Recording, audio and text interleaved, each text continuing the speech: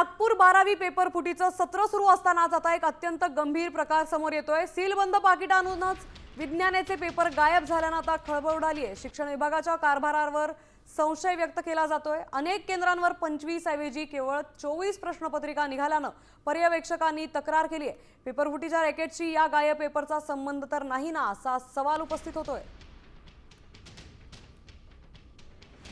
सीलबंद लिफाफ्यातून एक प्रश्नपत्रिका गायब। फिजिक्स आणि केमिस्ट्रीचे पेपर कमी होते। गणित आणि बायोलॉजीच्या पेपरमध्ये ही घोळ झाल्याची माहिती आहे। प्रेसमधून पाकिटं कमी आल्यानं संशय व्यक्त होतोय। महाविद्यालयांच्या टायअपचा पोलिसांना संशय आहे। सध्या तपास सुरू आहे।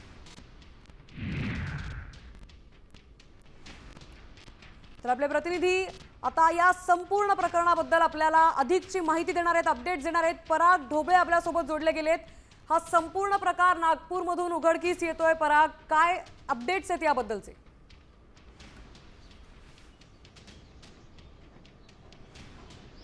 खरं तर आपण सुरुवातीपासून ही बातमी लावून धरली होती। पहिल्यांदा जेव्हा 18 तारखेला पेपर फुटला होता त्याच वेळेस आपण ही बातमी लावून धरली होती। त्यानंतर गुन्हे सुद्धा दाखल झाले होते आणि त्यानंतर कारवाईचं सत्र सुद्धा सुरू झालं। 4 जणांना अटक झाली, त्यामध्ये 2 शिक्षकांचा समावेश आहे। खरं तर उर्सिला शाळेचं कौतुक केलं पाहिजे की सर्वात पहिले त्यांनी हा प्रकार उघडकीस आणला।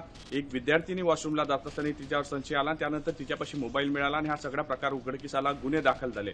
मात्र पोलिसांनी जेव्हा अटक सत्र सुरू केलं, ही माहिती जेव्हा आरोपींपर्यंत पोहोचली तर त्यांनी मोबाईल फॉर्मॅट केल्याची माहिती पुढे आली होती। त्यानंतर सायबर विभागाने हे सगळे मोबाईल तपासले आणि जेव्हा मोबाईल डेटा रिकव्हर करण्यात आला त्यामध्ये आता नवीन धक्कादायक खुलासा झाला। त्यामध्ये गणिताचा पेपर जो होता तो सुद्धा कुठेतरी त्या पेपर मोबाईलमध्ये मिळून आल्याची माहिती पुढे येत आहे। खरं तर पोलीस या सगळ्या प्रकरणावर जास्त बोलणं टाळत आहे, माध्यमांशी बोलणं टाळत आहे। मात्र नवीन खुलासे होत असताना हा पेपर नेमका कुठून फुटला याचा शोध अजूनही पोलीस लावू शकलेले नाही। तो मुख्य सूत्रधार कोण आहे, जो पेपर फोडतोय तो कुठून येतो आहे, हे पेपर व्हॉट्सअप ग्रुपवर कुठून पोहोचतायत त्याचा सगळ्याचा शोध अद्यापही लागलेला नाही। आणि याचबरोबर आता आणखी एक नवीन धक्कादायक समोर बाब आली, ती म्हणजे परीक्षा सेंटरवर जेव्हा प्रेसमधून सीलबंद लिफाफे जातात वर्गामध्ये, त्यामध्ये सुद्धा एक जो आहे प्रश्नपत्रिका कमी मिळून आली आहे। त्यामुळे पर्यवेक्षकांनी जेव्हा हा सगळा बाब जो आहे ते केंद्रप्रमुखाकडे कळवला आणि केंद्रप्रमुखांनी ही सगळी बाब जी आहे ती बोर्डाकडे कळवली।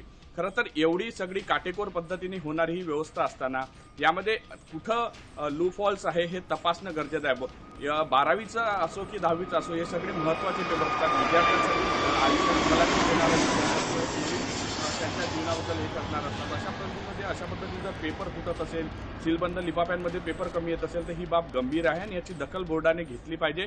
आणि संपूर्ण प्रकार जेव्हा पोलिसांच्या चौकशीत पुढे येईल त्यानंतर नवे खुलासे होणार, हे सुद्धा नक्कीच आपल्याला पुढच्या काळात पाहावं लागणार आहे। साम टीव्ही ही बातमी लावून धरली आणि साम टीव्ही सातत्याने या विषयावर जे आहे लोकांपर्यंत आपण ही माहिती पोहोचवतो आहे। नक्कीच पराग, नक्कीच साम टीव्हीने ही बातमी सुरुवातीपासूनच लावून धरली आहे। धन्यवाद आपण दिलेल्या सविस्तर माहितीबद्दल। त्यामुळे आता बोर्डाने यावर कारवाई करणं फार महत्त्वाचं ठरणार आहे। पोलीस तपासातून काय समोर येत आहे हे बघणंही तितकंच महत्त्वाचं आहे।